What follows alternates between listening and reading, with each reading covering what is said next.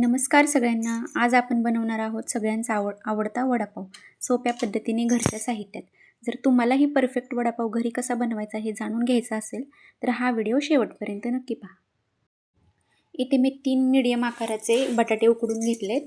ते चांगले सोलून असे घ्यायचेत आणि स्मॅशरने ते असे स्मॅश करायचेत. स्मॅशर नसेल तर तुम्ही हातानेही चांगले स्मॅश करू शकता. स्मॅशरपेक्षा हातानेच स्मॅश होतात चांगले. हे बघा इथे चांगले स्मॅश करून घेतलेत. एका कढईत आता मी एक पळी तेल घातले. त्याच्यात जिरं, मोहरी, थोडंसं हिरव्या मिरचीची चटणी, आलं लसूण पेस्ट आणि हळद हे सगळं आपण एकजीव करून घ्यायचं.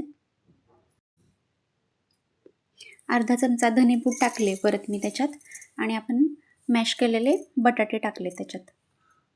हे चांगलं असं परतून घ्यायचं आहे आपल्याला, जेणेकरून तो सगळा मसाला आपल्या उकडलेल्या बटाट्यांना लागला जाईल.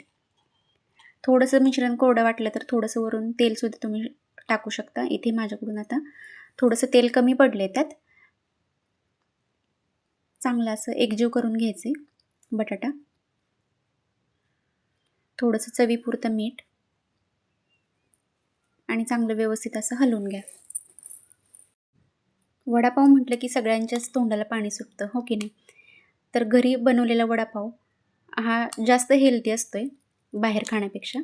इथं थोडीशी मी कोथिंबीर टाकली. कोथिंबीरीनं कसं बटाट्याच्या भाजीला जरा चांगला फ्लेवर येतो आहे. बघा इथं मी एका प्लेटमध्ये काढून घेतले सगळं हे मिश्रण आणि थंड व्हायसाठी हे आपण बाजूला ठेवून द्यायचं. चला आता बेसनाचं बॅटर आपण तयार करूया. इथे मी 3 चमचे बेसन पीठ घेतले.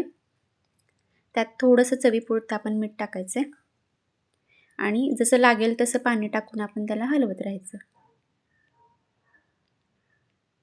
इथं कन्सिस्टन्सी बेसनाची खूप महत्त्वाची आहे, कारण आपल्याला खूप पातळही नाही करायचं आणि खूप घट्टही नाही ठेवायचं आहे बेसन.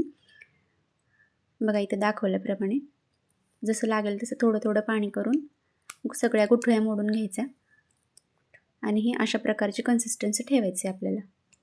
तयार आहे आपलं बॅटर. चला कढई ठेवूया आपण. त्यात वडे तळण्यासाठी तेल टाकले मी तापायला. तेल आपल्याला खूप कडकही नाही तापवायचं.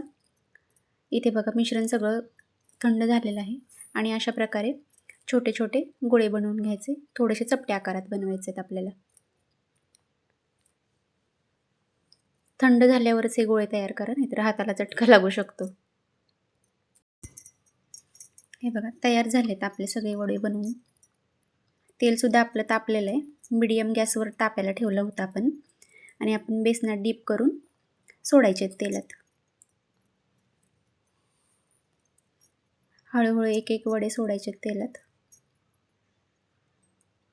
1-2 सेकंदांनी आपण त्याला पालतं करायचे आणि छान असे गुलाबी रंग येईपर्यंत आपण त्याला तळून घ्यायचे. अशा पद्धतीनं बनवाल तर जास्त तेलकटसुद्धा नाहीत होणार वडे.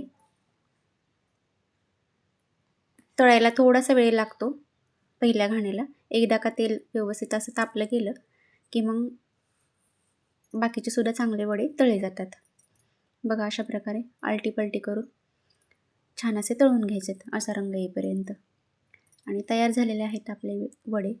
रेसिपी आवडली असेल तर आपल्या व्हिडिओला लाईक आणि सबस्क्राईब करा.